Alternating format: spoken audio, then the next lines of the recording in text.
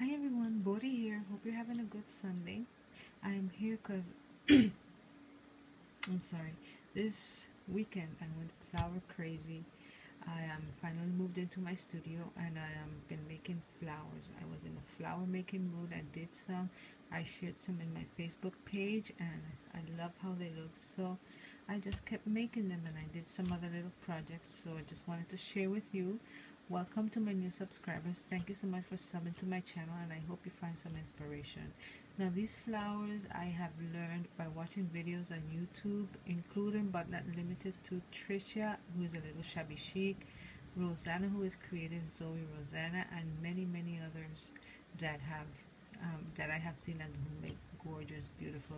Lily, Lineca, they make beautiful flowers. So I've been inspired by all of those, and I just wanted to share some flowers that I've been making. Move this out of the way, and just first thing that let me show you some. I was inspired by creative Zoe Rosanna, and she showed how she makes fabric paper. She just takes some fabrics and she glues them with just regular glue on a piece of cardstock, and then she uses that to die cut, and that's what I did. I used my Tim Holtz tattered flowers die, and some of them I just did. So let me show you. I used piece. It was a bedspread that I got at the thrift store.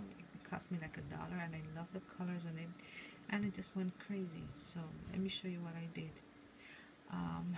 This is a flower that I did, and this is on cardstock, and then I did the fabric on top. It's like I Mod Podged the fabric on it, and I love the way it looks. It almost looks like it's flocked. It's really beautiful. And for this one I just put some Tim Holtz glitter in the center and a little doodad flower right there. So this is the first one, and it's not showing on camera, but it's like a peach color. Okay, then I did with the same one, I did this tiny little one. You can use this on a card, and I just put a little feather pearl in the center. I used the daisy and the other little one because it cuts, I think it's 4 different flowers, so I try to use all of them. Then with that same one I did this one, just the same flower, and I just put some beads in the center, but I wish you could touch the texture. It's like almost like felt. It becomes like felt after it's had the glue over it. And then, I mean, it's a pretty good size and it's pretty sturdy. I apologize for cutting grass around here. Then with the same one I did this one, this tiny little one, and I love this one. I love how this one came out. Put a little resin flower in the center. Then with that same one, let's see, this one I did this little one with a little blingy in the center, and they're all using the same, but they're all kind of different. I just tried to give each flower its own individual style. So I made this little flowers like the daisy. Then my mom handed me a piece of fabric that she found. She was throwing away some stuff and she found a piece of fabric and she said, show me that you can do something with that, and challenge accepted. So let's see if I have any more with that material. I think okay, I have this one that I also made. I love how this one came out. This is a little I got this from eBay, the little centers. It's just a pretty little flower. And then this one is with the same this is with the same bed sheet, but I just freehand cut it and then put another one of those of the ones from Tim Holtz in the center. Oh gosh, gotta get this. And then I put a little marble in the center there, just a little shabby flower. I did this one with the same piece of fabric or the same bed sheet, and I love the colors. Now the difference between this one and this one, after I did this I sprayed this with my Heidi Swapp coral spray. I had got this at Joann's, and so this one looks a little more peach than this one that looks more creamy. This is just a little shabby flower. I just had some fabric, I didn't want to throw it away, so I decided to make this one. And then this is the piece of fabric that my mom got for me. And I just created a little shabby flower, put a rosette in the center, and I think it turned out pretty nice. I like it. The colors are very fall and very deep, so I did this one. And then I had some pieces of loose Prima flowers, and I just put them together, made a little flower. Like I said, I went flower crazy. Then this one is one of my favorites, this big one. This is the first flower that I did. Sorry, with the bed sheets. I just cut it off and I did this really shabby flower, rosette in the center, and a little eBay center for the flower. And this one is pretty big, but I love how it looks. I like this one, the first one that I made. The same way I did this one, and then just put a bunch of little pearls in the center. The same. This is still using the same bed sheet. This one is a little shabbier, but I love how they all look.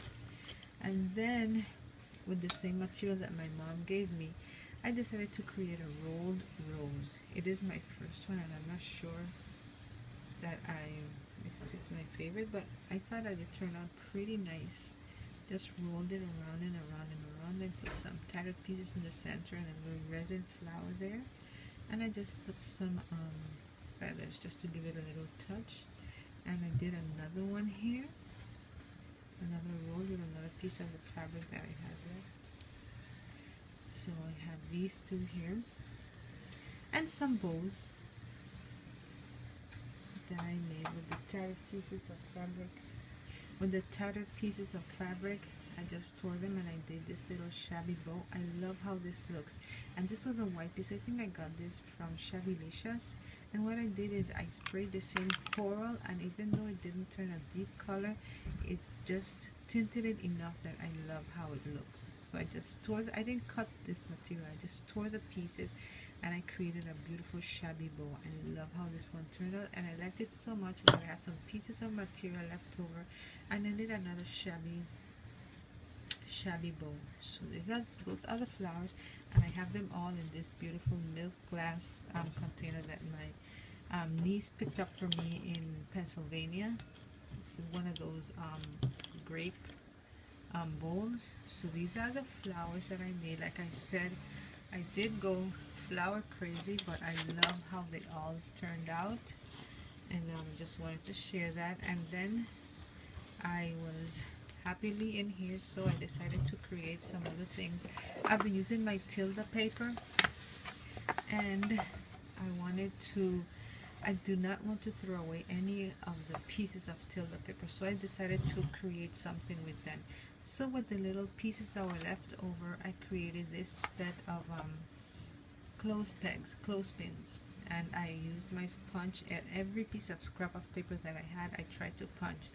It was either the little tiny punch, this one, really tiny punch, and then the star punch, and then I used some little pieces that I have.